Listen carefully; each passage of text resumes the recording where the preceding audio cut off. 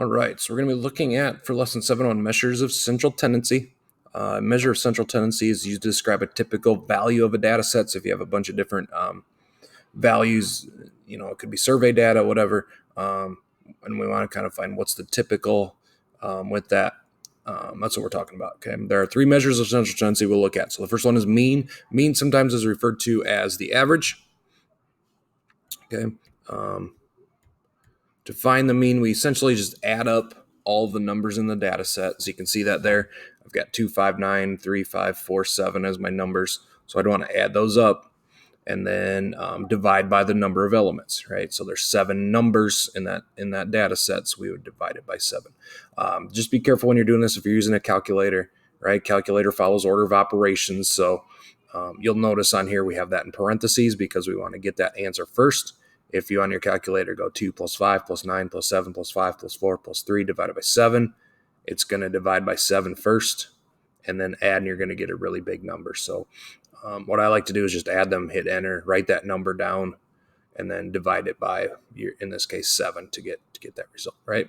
But we get an answer 5. And if we look at our numbers, right, it kind of makes sense. 5 is kind of a typical number out of that data set. So mean, we just add them up, divide by however many numbers you have to get your mean. Okay. Another measure of central tendency is median. Right? Think about like driving. Median's the center of the road, and median is the center of the data set. Okay.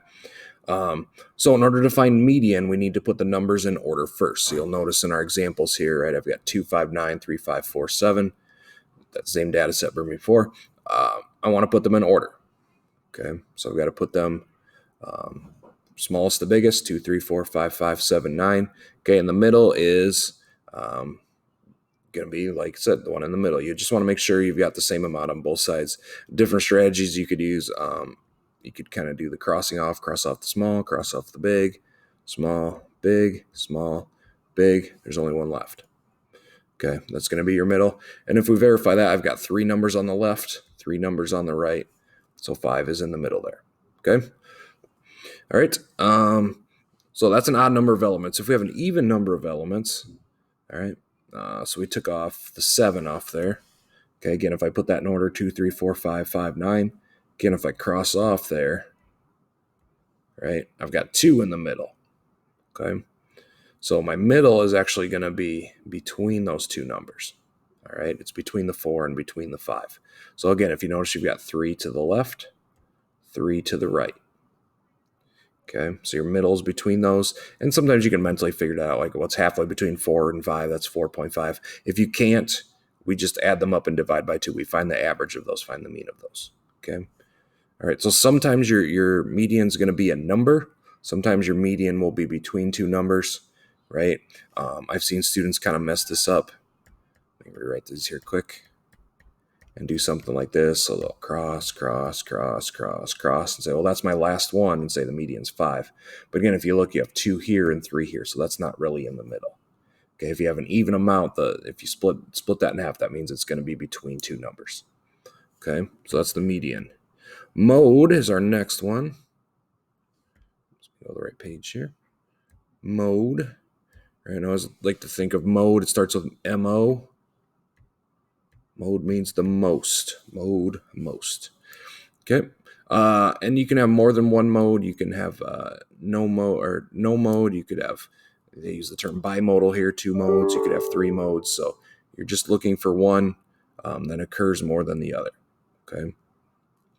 So we've got 2, 5, 9, 3, 5, 4, 7, right? You can see that we have 2 5s in there and 1 of everything else. So the mode's 5. 2, 5, 2, 3, 5, 4, 7. You've got 2 2s, 2 5s, right? So it's bimodal. It's got 2. You could have 1, 2, 3, 4. That would be no mode. Okay. So you can have different amounts. You don't have to have a mode. You can have a single mode. You could have more than one mode. All right. And then range. Range just gives you an idea of how far apart the numbers are. So the range is just the high number minus the low number. Okay. So we can see here my biggest number is 9. My smallest number is 2. Again, if they're reordered for median, it's pretty easy to find. Just subtract those. So I'd say that my range is 7. Range is 7. Okay. All right. So let's look at a couple examples here. So find the mean, median, mode, and range of the following data set. And again, what I like to do is start by putting them in order. So I'm just going to kind of cross them off. So 5 is my smallest. And then I see a 7 and an 8. Let's see, a couple of 10s. A couple of 11. And 1, 2, 3 12s. Okay. And then I just do a quick verification. So if I count, I've got 1, 2, 3, 4, 5, 6, 7, 8, 9 in the original list. 1, 2, 3, 4, 5, 6, 7, 8, 9 in my list. So I know that matches up there. Okay. So mean, I'm just going to add those up. And again, certainly use a calculator for that if you need to. So 5 plus 7 plus 8. Let's see if I can do this mentally. That's 12, 20, 30, 40, 51, 63, 75, 87. And there are, what did I say? 3, 6, 9 elements. So I do 87 divided by 9. And that gets me about 9.6 repeated. So that's my mean. That's my mean. Okay. Median.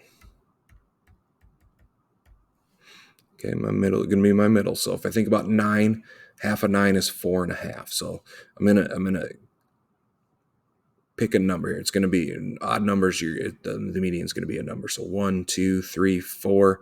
Basically, it's kind of splitting that in half. So that's going to be my middle. All right, I've got 4 to the left, 4 to the right. Again, if you kind of use that cross-off method, right, big or small, big, small, big, small, big, small, big, right, we end up with 10 as the median.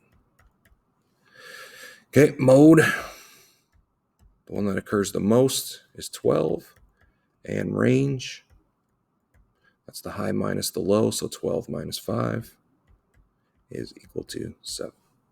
Okay, equal to 7. All right, so mean is 9.6 repeated.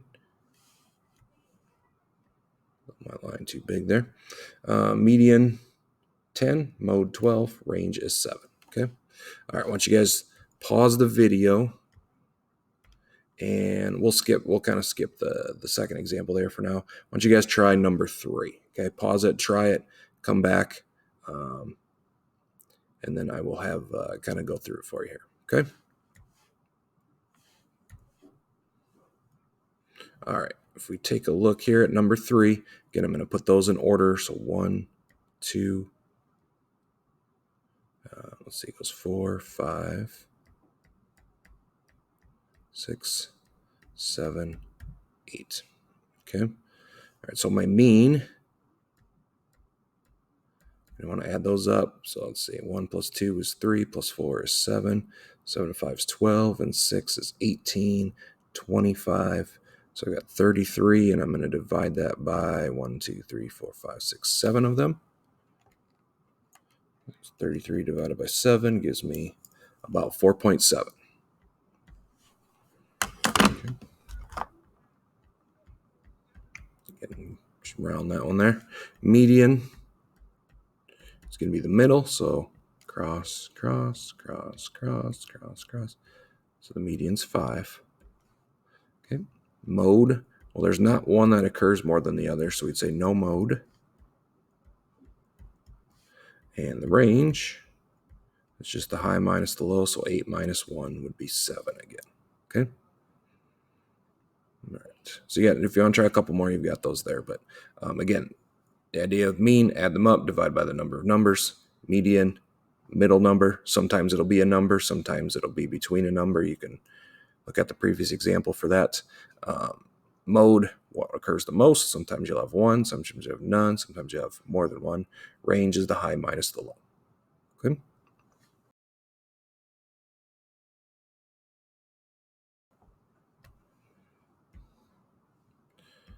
All right, moving on here. All right, lesson 7.2. We're going to look at how an outlier affects measures of central tendency. Okay, so an outlier is just a point that differs substantially from the rest of the data. Okay, this may occur naturally. It might be an error in some data. It kind of helps identify that. If you take kind of higher math courses, they'll get into more formally how to tell if something's an outlier. For now, we're just going to look for numbers that are either significantly bigger or significantly smaller than the rest of the numbers. Okay, so if I have 1, 2, 3, 4, 5, 6, 10, right? Or I'm sorry, 20, not 10, 20. 20 kind of stands out as being a lot bigger than the others, right? So we'd say that's the outlier.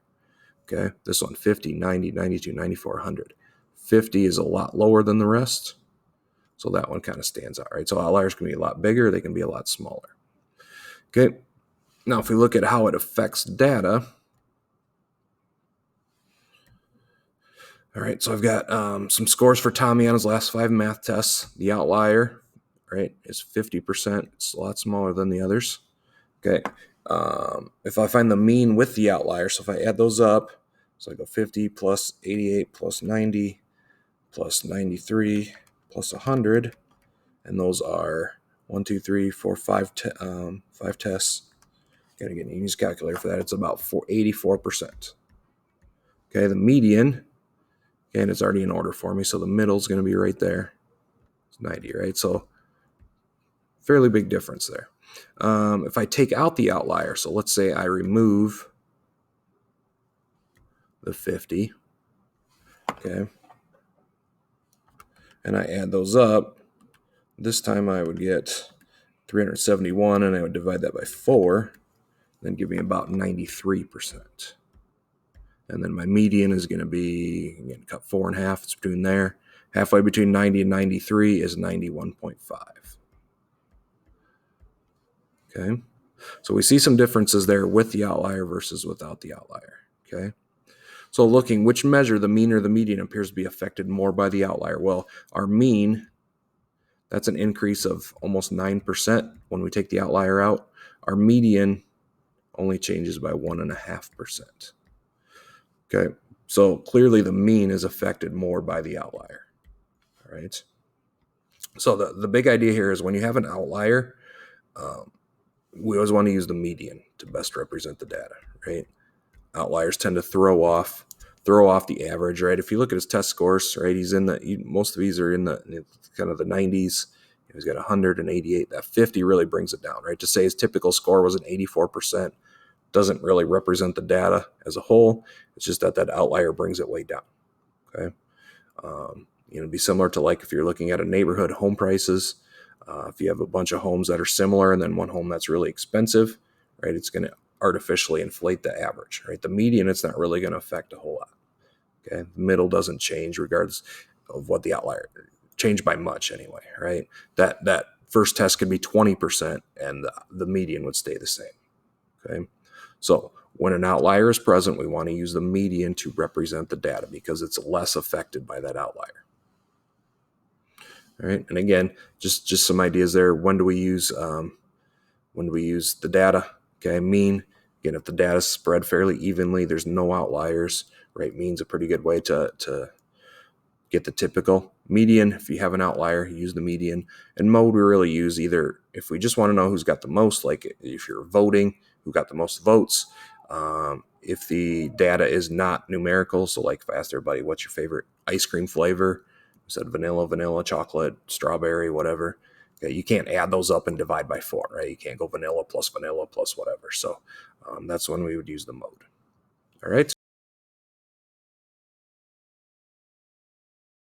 All right, lesson 7.3. All right, so we've kind of talked about finding measures of central tendency, right? But we'll kind of take a step back and look at how do we actually collect that data, right? And look at what's called sampling data. So imagine you want to do a survey to determine the number of books read by 7th graders at your school. Okay, so some terms for you. The population refers to everybody that's being studied, the whole group that's being studied, right? So in this case, our population would be 7th graders at your school. Right. Okay. Now, a sample is a part of the population. We use samples. We use samples. You got a typo there. We use samples when the population would be too large to survey. So your school might have a lot of 7th graders, right? And to ask every single person might be a little bit difficult to do. So what kind of sample could we use for this study? I mean, you could pick 20 kids and ask them. You could pull names out of a hat. There's lots of ways you could do it. But again, a sample is a smaller chunk. Okay. So I might say pick just 30 of the students. Okay. With that, it's like, presidential election, there's polls out, certain percent will vote for this person. They didn't ask every single voter, right? They picked a smaller amount, asked them, and used that to make some predictions. Okay. So there's a couple, some different types of samples. Okay. The first one is called a convenience sample. And it's just like it sounds, a sample that's convenient for the person conducting the survey to do. It involves sampling those people that are easily accessible to the surveyor. So you think about a convenience sample for the survey above, right? Something like asking your friends, or asking people at your lunch table, right? People that are easily accessible. Okay. And again, it's just like it sounds. It's convenient, right? It's easy. Okay. And sometimes that's the only way you can conduct a sample. All right. Now, a better way to do it, however, is what's called a random sample. So a random sample is a sample in which each member of the population has a random chance of being chosen. Okay. So we think of all of the 7th graders, right? If everybody had an equal chance of being chosen, we'd call that random. Random sample is a better representation of a population than a non-random sample, right? So imagine you're doing a survey, what's everybody's favorite sport? And you ask people only on the volleyball team, right? Well, that's not the best sample data because, again, if they're playing volleyball, they probably like volleyball, so they're more likely to say that versus other sports. So picking random people is going to give you a better representation of the overall population. Okay, so how could we make sure our sample was random? I mean, we could draw names out of a hat. Oops. Let me zoom back in here. There we go.